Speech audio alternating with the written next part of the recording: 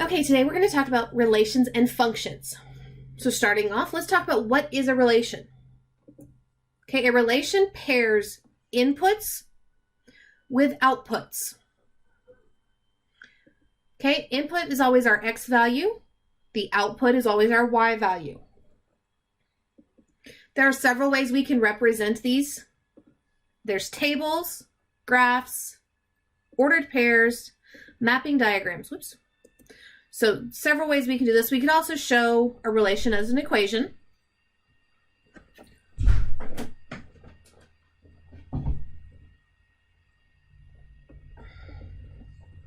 Now, a relation that pairs each input with exactly one output is called a function.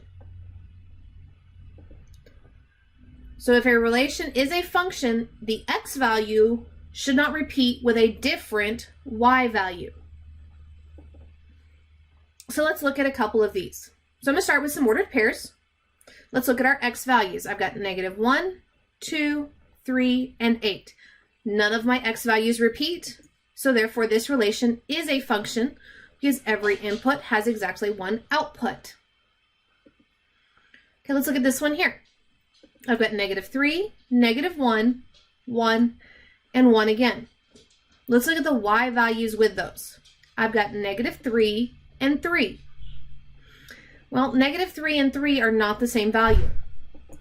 So this is not a function because one goes to both -3 and +3. Okay, same thing with the table. We're going to look at our x values. So -5, -1, oh, there's that -1 again, and 2. So -1 repeated itself twice. So let's look at the y values with those. I've got 3 and 6, not the same value. So therefore not a function. Okay, looking at this table, top is my x values, so -1, 2, and 5. No repeating values, so this is a function. Okay, mapping diagrams make it a little challenging. We have to look at these arrows. Okay, so I've got -1, 3, and 5.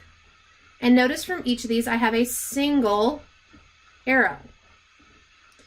Now just because they're all going to 6 doesn't matter.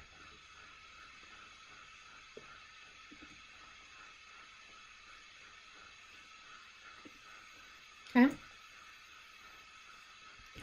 So this is a function because every input has exactly one output. It does not matter that that output in this case is 6. Okay, let's look at this next one. 3 goes to -2, 1 goes to 0, and 0 goes to -1, but 0 also goes to 0. So since 0 goes both to -1 and 0, this is not a function. All right, with graphs, it's a little trickier to pick out.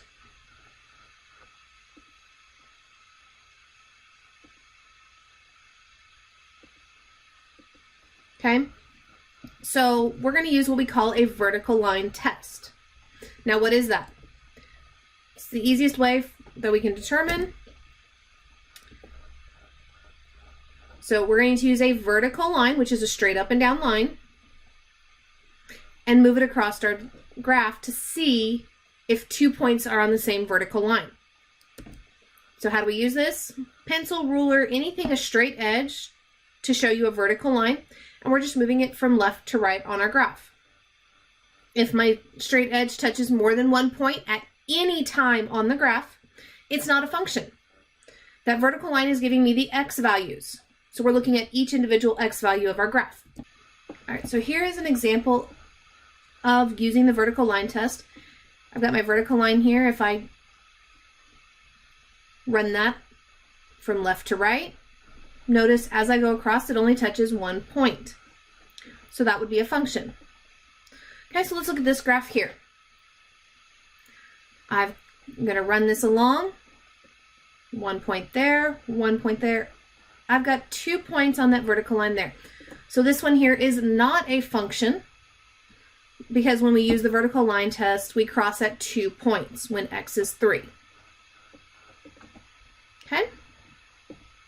So determine if we're going to run this vertical line across, 1 point, 1 point, 1 point, 1 point, we're good. So this is a function. Every input has exactly one output. It passes the vertical line test. All right, let's look at this one here. Now, just by looking at this one, it's going to be pretty obvious it does not pass the vertical line test, but let's test it anyways. Almost immediately we run into double points, right? So this is not a function because we cross at 2 points, and we cross at 2 points in multiple spots. All right, I want to look at this set of points here. It's not in your note page, but let's look and see, is this a function? So looking at the x values, I've got -2, -1, 0, 1, 2, and then 1 again. Now let's look at the y values of that repeating 1. I've got 0 and 0. Are those the same value? Yes. I have the same point twice.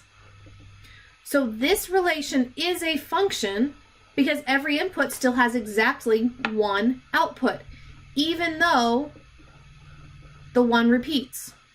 So just because a value repeats doesn't always mean it's not a function. Okay, we always have to look at that y value to make sure. All right, that's all I have for you in this video. I'll see you in the next.